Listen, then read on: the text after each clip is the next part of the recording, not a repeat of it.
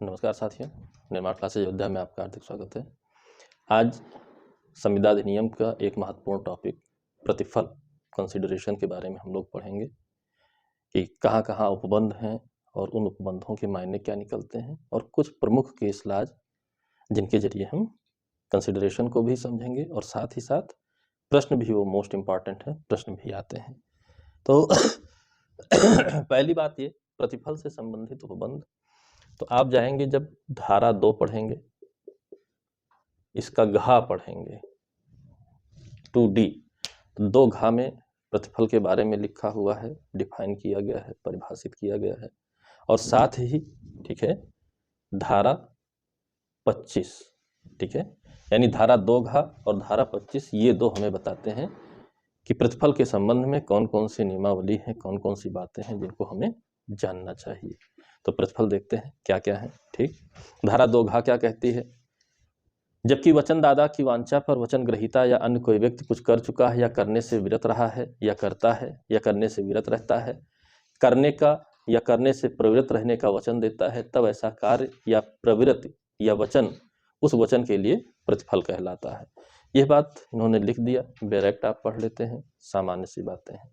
अब मुख्य मुद्दा क्या है, प्रतिफल क्या है? ठीक, जब हम करार का निर्माण करते हैं, ठीक है, उसमें प्रतिफल की आवश्यकता पड़ती है।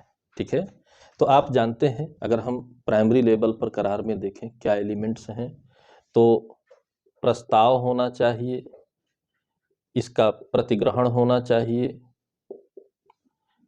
इस प्रस्ताव के लिए प्रतिफल होना चाहिए। ठीक है, प्रस्ताव हो, प्रतिग्रहण हो, और जो ऑफर दिया गया है, जो कोई काम करना है, करने के लिए कहना है, उसके लिए एक प्रतिफल होना चाहिए।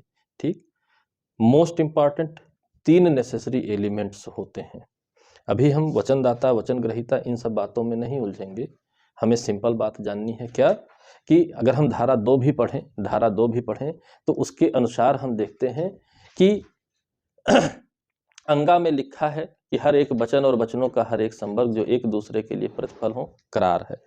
यानी वचनों का निर्माण प्रस्ताव से, प्रस्ताव के प्रतिग्रहण से हो रहा है और उससे जुड़े हुए प्रतिफल से हो रहा है। ये करार के नेसेसरी एलिमेंट हो जाते हैं।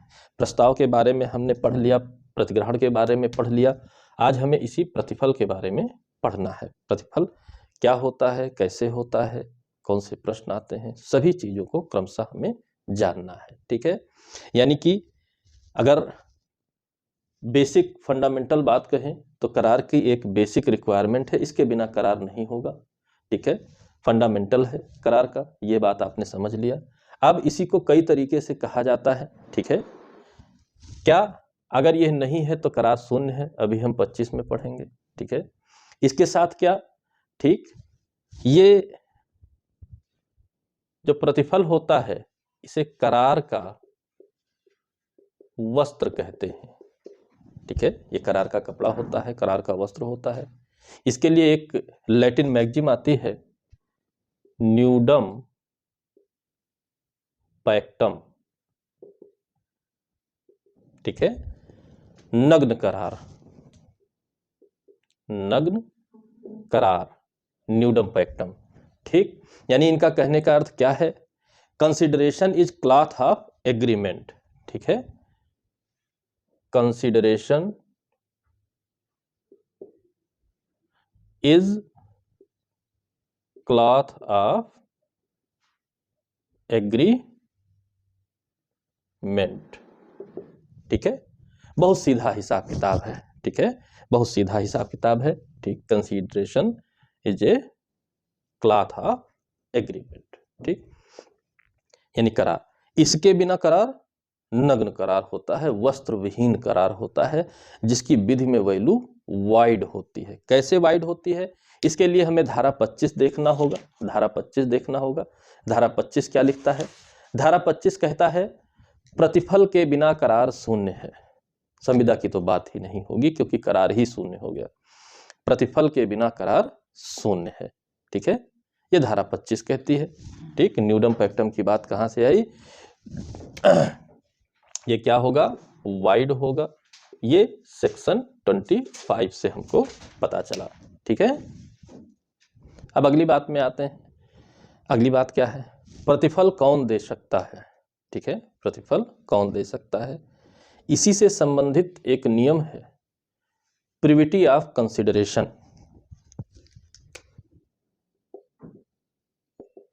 प्रिविटी ऑफ कंसिडरेशन, प्रतिफल संसर्ग का सिद्धांत।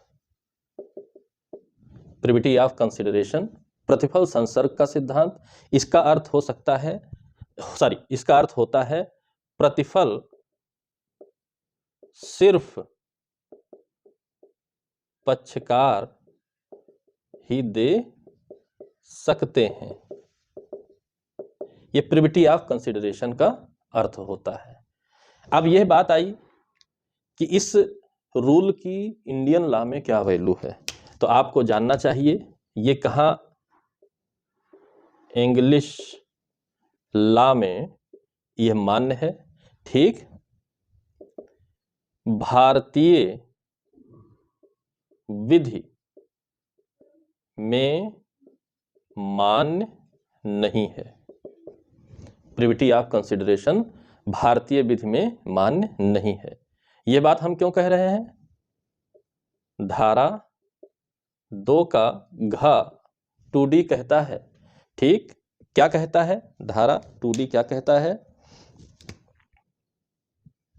ठीक, 2D कह रहा है कि वचनदाता की वांछा पर, ठीक है, वचनदाता की वांछा पर वचन ग्रहीता या अन्य व्यक्ति, ठीक, धारा 2D के अनुसार वचन ग्रहीता या अन्य व्यक्ति दे सकता है। तो जब प्रतिफल अन्य व्यक्ति दे सकता है भारत में भारतीय संविधान विधि के अनुसार, तो इसका अर्थ यह हुआ कि प्रिविटी ऑफ कंसिडरेशन का रूल भारत में लागू नहीं है। सिंपल सी बात। भारत में वचन ग्रहीता भी और साथ ही साथ उसकी वांछा पर, ठीक है, उसके इच्छा पर कोई अन्य भी दे सकता है। प्रतिफल संसर्ग का सिद्धांत भारत में लागू नहीं है। ठीक कोई भी दे सकता है। ठीक है, कोई। अब कोई भी मतलब ऐसा स्ट्रेंजर नहीं होना चाहिए जो प्रॉमिसरी से जुड़ा ही ना हो। ठीक है, ऐसा स्ट्रेंजर नहीं, जुड़ा हुआ व्यक्ति दे सकता है। बिल्कुल सिंपल भाषा में जानिए। ठीक है, सिंपल भाषा में जानिए। अब यहां पर एक बात कहा जा रहा है, ठीक है, कि वांछा पर वचन के बदले वचन, ऐसे तमाम शब्द यूज हुए हैं। ठीक है, तो एक शब्द आपको मिलेगा वचनात्मक प्रतिफल भी हो सकता है। ठीक है, वचनात्मक प्रॉमिसरी कंसिडरेशन भी भारत में मान्य है। ठीक है, प्रॉमिसरी कंसिडरेशन भी भारत में मान्य है। वचनात्मक प्रतिफल भी भारत में मान्य है। धारा 2D बता रही है हमको। ठीक, यहीं से अब नई बात शुरू होती है। क्या? प्रतिफल के मुख्य 2 प्रकार होते हैं। ठीक है, प्रतिफल के मुख्य, ये तो एक हो ही गया। ठीक है, 2 और मुख्य हैं। ठीक, निष्पादित प्रतिफल, एग्जीक्यूटेड कंसिडरेशन, और दूसरा है निष्पाद्य प्रतिफल। निष्पाद्य प्रतिफल यानी एग्जीक्यूटरी कंसिडरेशन। ठीक है, निष्पादित प्रतिफल और निष्पाद्य प्रतिफल एक दोनों प्रकार का है। यानी कि इसको आप दूसरी भाषा में कह सकते हैं भूतकालिक प्रतिफल और भावी प्रतिफल। भारत में इन दोनों प्रकार के प्रतिफल की मान्यता है। प्रतिफल पहले भी दिया जा सकता है, बाद में वचन को पूरा किया जाए। प्रतिफल भविष्य में देने का भी वचन दिया जा सकता है। दोनों प्रकार के प्रतिफल की मान्यता है, इस बात को ध्यान रखे रहिएगा। ठीक है, अगली बात आती है, ठीक, एक तत्काल में हो प्रतिफल, एक हाथ देना दूसरे हाथ से लेना, ठीक, वर्तमान प्रतिफल भी हो सकता है। ठीक है, वर्तमान प्रतिफल भी हो सकता है। ठीक, लेकिन वो प्रश्न नहीं बनता है, वो तो आप जानते ही हैं कि इधर से दीजिए उधर से लीजिए, तत्कालिक हो गया। लेकिन इन दोनों की चर्चा स्पष्ट है, इनके बारे में विधियां आपको जाननी चाहिए। ठीक, फिर प्रतिफल क्या है, कुछ भी, तो उसके लिए एक और लैटिन मैक्सिम यूज होती है, quid pro quo. Quid pro quo, quid pro quo, इसका अर्थ क्या होता है? क्वाइड प्रो क्यू का अर्थ क्या होता है? कुछ के बदले कुछ, यानी दोनों हाथ से ताली बजेगी, एक हाथ से ताली नहीं बजलेगी। कुछ के बदले कुछ होना चाहिए। अब बात आई, ये कुछ क्या है? ये कुछ क्या है? तो जब हम इस कुछ की बात करते हैं, ठीक है, इस कुछ की बात करते हैं, ठीक है, तो इसका अर्थ है विधि की दृष्टि में कुछ मूल्य होना चाहिए। विधि जिसे मूल्य माने ऐसा कुछ होना चाहिए। हवा में कुछ नहीं चलेगा कि हवा में कुछ भी बोल दिए, ठीक है, कुछ भी बोल दिए, तो ये नहीं हो पाएगा, ये नहीं हो पाएगा। इस बात को आप ध्यान रखे रहिएगा। ऐसा विधि, ऐसा मूल्य, ऐसा कुछ जो विधि की दृष्टि में जिसका कुछ मूल्य हो, विधि उसे वैल्यूएबल माने, वो क्वाइड प्रो की कैटेगरी में आएगा, अदरवाइज नहीं आएगा। क्वाइड प्रो क्यों? कुछ के बदले कुछ होना चाहिए, यह बात बिल्कुल स्पष्ट होनी चाहिए। ठीक, यानी कि बिना करार तो हो नहीं सकता है, करार में बिना प्रतिफल के हो नहीं सकता करार। प्रतिफल होना चाहिए, क्या होना चाहिए? कुछ होना चाहिए। कुछ में का जिसका विधि के दृष्टि में कुछ मूल्य हो, ऐसा मूल्यवान होना चाहिए, ये बात बिल्कुल स्पष्ट होनी चाहिए। ठीक है, नहीं तो फिर समस्या होगी। फिर इसके बाद विधि की दृष्टि में तो इसका मूल्य होना ही चाहिए, लेकिन इसके साथ इस कुछ की और भी वैल्यू है। ठीक, मूल्य निकालने के लिए आपको क्या जानना चाहिए? युक्त और वास्तविक होना चाहिए। ये युक्त और वास्तविक होना चाहिए। ठीक है, युक्त और वास्तविक, रीजनेबल एंड एक्चुअल की स्थिति होनी चाहिए।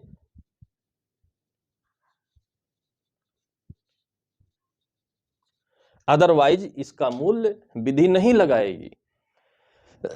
अगर युक्त और वास्तविक नहीं है तो विधि इसका मूल्य नहीं लगाएगी। तो विधि में जो मूल्य होना चाहिए कैसा होना चाहिए?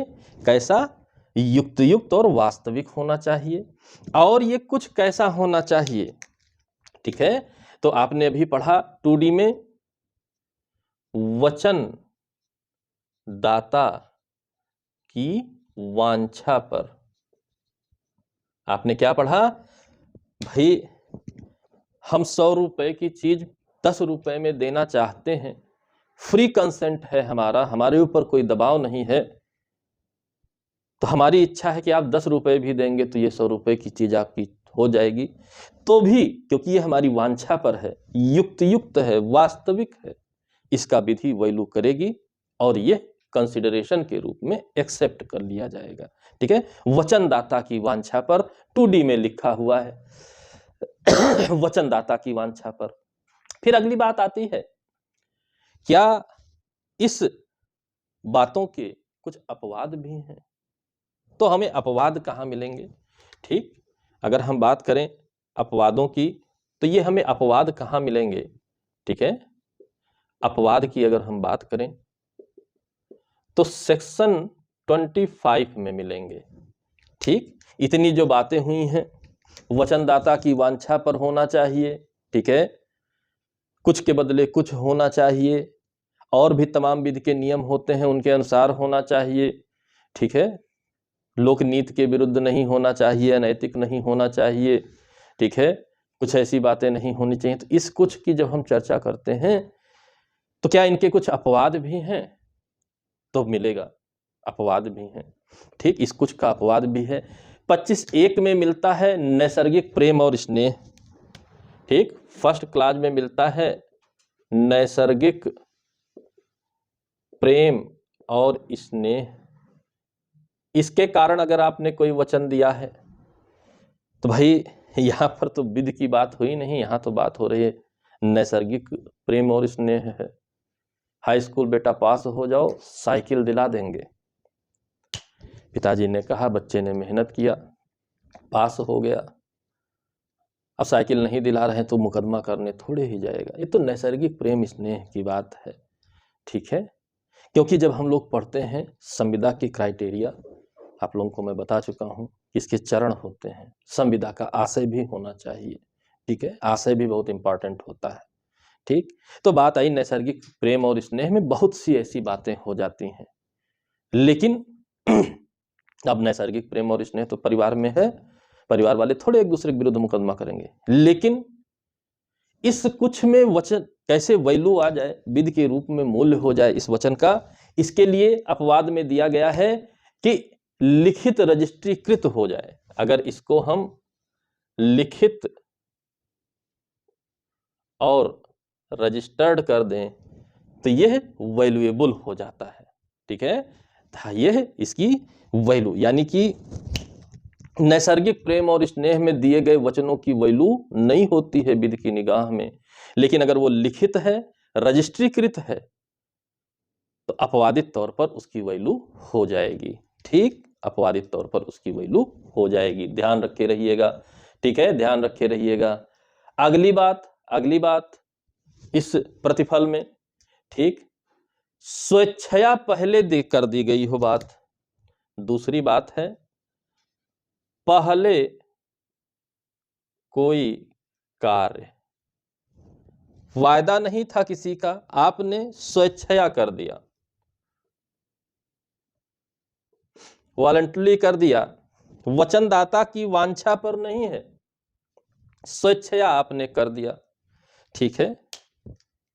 हम रास्ते में दुर्घटनाग्रस्त हो गए, स्वेच्छया आपने हॉस्पिटल पहुंचा दिया, नॉर्मल सी चीज है। यहां किसी करार का निर्माण नहीं होता है कि बाप हमसे कहिए कि भाई हॉस्पिटल तक ले गए, उसका खर्चा दीजिए हमको, कोई विधिक करार का निर्माण नहीं हुआ। लेकिन इस कार्य के बदले, इस कार्य स्वैच्छिक कार्य के बदले में वचन दे दिया जाए अगर, ठीक है, पहले क्या किया गया, कार्य ऐसे ही स्वेच्छया कर दिया गया, ठीक, अब उसने तो नहीं मांगा लेकिन मैंने वचन दे दिया कि भाई आपने मुझे हॉस्पिटल पहुंचाया, आपका बहुत बड़ा एहसान है, तो इस एहसान को चुकाने के लिए मैं वचन देता हूं कि हॉस्पिटल से डिस्चार्ज होकर के मैं आपके लिए ये करूंगा। वैल्यूएबल हो गया, वैल्यूएबल हो गया, यानी कि वांछा नहीं थी यहां पर भी, लेकिन हमने स्वयं से वचन दे दिया उस कार्य के बदले, तो कार्य वो प्रतिफल के रूप में उसको हमने वैल्यू दे दी। अब हमें अपने वचन का पालन करना पड़ेगा।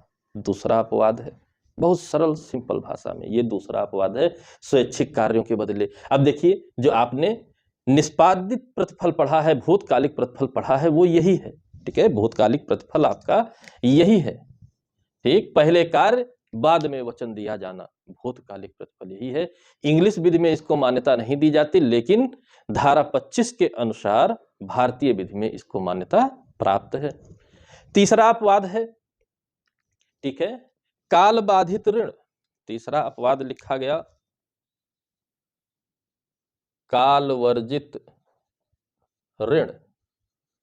ये एक ऐसा ऋण होता है कि अगर लिमिटेशन पीरियड पूरा हो गया और आपने मांगा नहीं, तो ऋणी ऋणी तो रहेगा, लेकिन आप फिर लीगली नहीं मांग सकते हैं। यानी कि समय के भीतर अपने धन वापसी का आपने क्लेम नहीं किया, दावा नहीं किया, तो अब आप नहीं मांग सकते हैं। लेकिन मांग तो नहीं सकते हैं, कोई करार का जो करार था भी जिसके आधार पर आप मांग सकते थे, वो करार अब काल बाधित हो गया है, लिमिटेशन पीरियड्स में आ गया है कि अब नहीं मांगा जा सकता, तब तो ऐसे हो गया, एग्जीक्यूशन नहीं होगा ला से। लेकिन इस काल बाधित ऋण के लिए काल बाधित काल वर्जित हो जाने के पश्चात अगर अगर लिखित हस्ताक्षरित वचन दे दिया जाए तो यह ऋण उसी टाइम से फिर से जीवित हो जाता है। यानी कि यहां पर जो काल वर्जित ऋण था, एग्रीमेंट था, उसके एग्जीक्यूशन की लिमिटेशन नई शुरू हो जाती है। अब आप फिर से अपना दावा ला सकते हैं।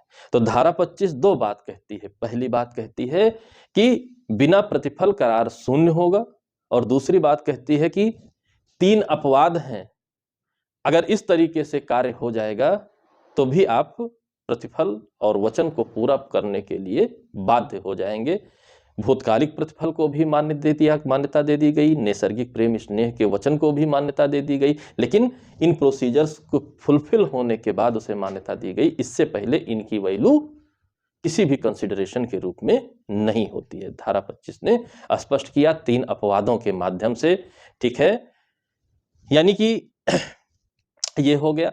अब धारा 25 एक और बात कहती है, ठीक है। धारा 25 में स्पष्टीकरण लिखा हुआ है, ठीक, क्या? अपर्याप्त प्रतिफल।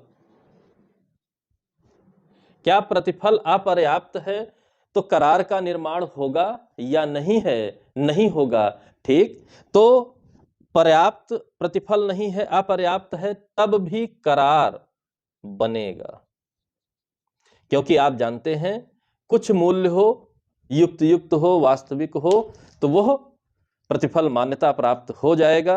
अपर्याप्तता महत्व नहीं रखती है। यानी प्रतिफल की अपर्याप्तता करार को फेल करने, वॉइड करने के लिए महत्वपूर्ण नहीं है। अब प्रथम दृष्टया ही लगे, देखने मात्र से लगे कि यह अपर्याप्तता गैर युक्त है, तब बात अलग है। 2 करोड़ की गाड़ी, जस्टिस सेंसन ने उदाहरण दिया, मेरी रॉल्स रॉयल गैराज से ले आओ तो मैं तुमको उसे दे दूंगा। ये कोई अपर्याप्तता नहीं, ये युक्त नहीं है, ठीक है। करोड़ों की गाड़ी आप ले आइए तो हम आपको दे देंगे, तो ये युक्तता नहीं है, ठीक। तो ये सैद्धांतिक पहलू था कंसिडरेशन का। अब देखते हैं कुछ केस लाज क्या हैं, उनके फैक्ट के माध्यम से भी हम समझ लें। आगे देखते हैं,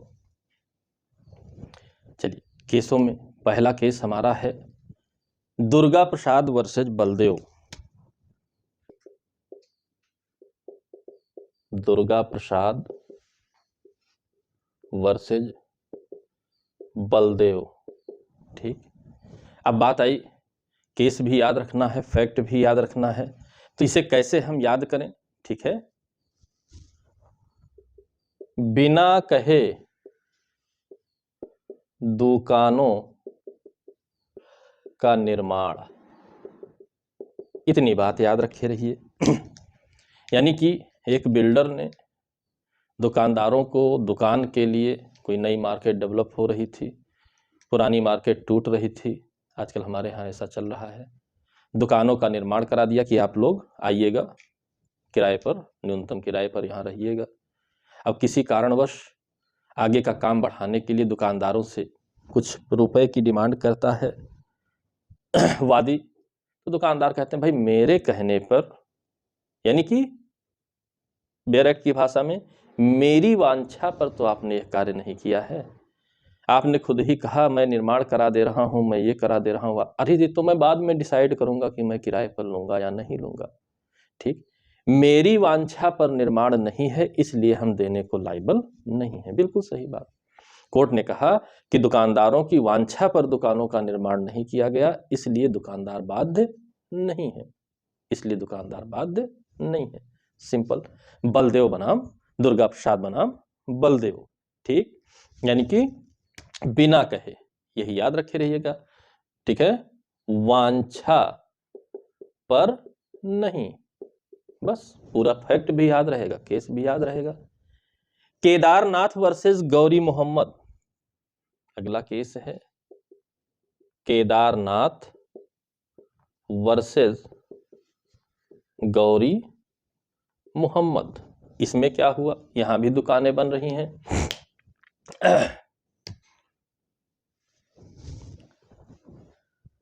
चंदा लगाया गया, ठीक है, चंदा लगाया गया, चंदा आप जानते ही हैं। हाल का निर्माण, ठीक है, चंदा लगा करके हाल का निर्माण प्रारंभ, ठीक है। इस चंदे का कुछ लोगों ने वचन दिया, अब नहीं दे रहे, तो क्या ये वचन बाध्यकारी है? तो ये वचन बाध्यकारी है। क्यों बाध्यकारी है? नागरिक हाल के निर्माण का प्रस्ताव आया, तमाम लोगों ने चंदा दिया और कुछ लोगों ने कहा भाई शुरू कराओ, हम दे देंगे। अब बात आई, आपके वचन के परिणाम स्वरूप हाल का निर्माण शुरू हो गया। अब आगे के निर्माण के लिए अतिरिक्त पैसे की जरूरत है और आप अपने वचन से मुकर रहे हैं।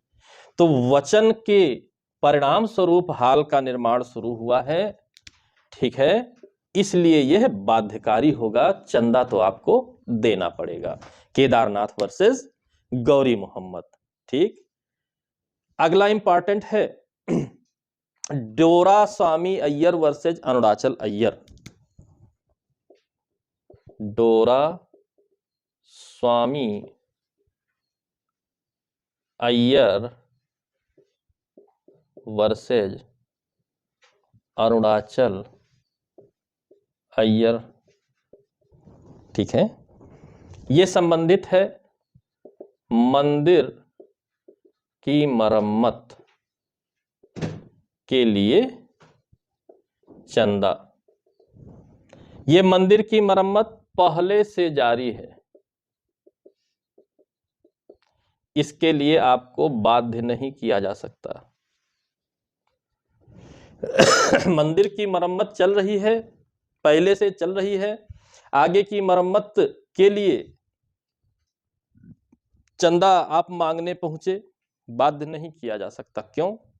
क्योंकि यह मरम्मत आपकी वांछा पर नहीं है, ये पहले से जारी है, ये पहले से जारी है, इसलिए बाध्य नहीं। मतलब कुल मिलाकर इन वादों से पता चलता है कि यदि आपकी वांछा पर कार्य हो रहा है तो उस वांछा के वचन के लिए आप बाध्य हो। पहले से काम चल रहा है या बिना पूछे काम चल रहा है तो उस वचन के लिए आप बाध्य नहीं हो, ठीक है। यानी कि काम आपके वचन के परिणाम स्वरूप होना चाहिए, बस इतनी बात आपको दिमाग में रखना है, ठीक है। इसी तरीके से एक और केस आया, मस्जिद से संबंधित था, अब्दुल अजीज वर्सेज मासूम अली।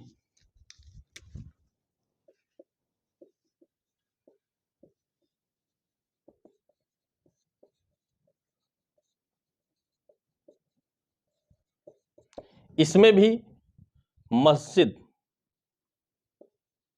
निर्माण की बात थी, मस्जिद मरम्मत की बात थी, ठीक है। अब बात आई कि मरम्मत शुरू होने से पहले ही चंदा वसूलने का प्रयत्न किया गया, मरम्मत शुरू भी नहीं हुई, यानी कि पहले से काम नहीं शुरू हुआ, सिर्फ चंदा वसूल रहे हैं, चंदा देना बाध्यकारी नहीं है। यानी कि वचन हो, वचन के बदले कार्य शुरू हो जाए, फिर बाध्यता का निर्माण होता है।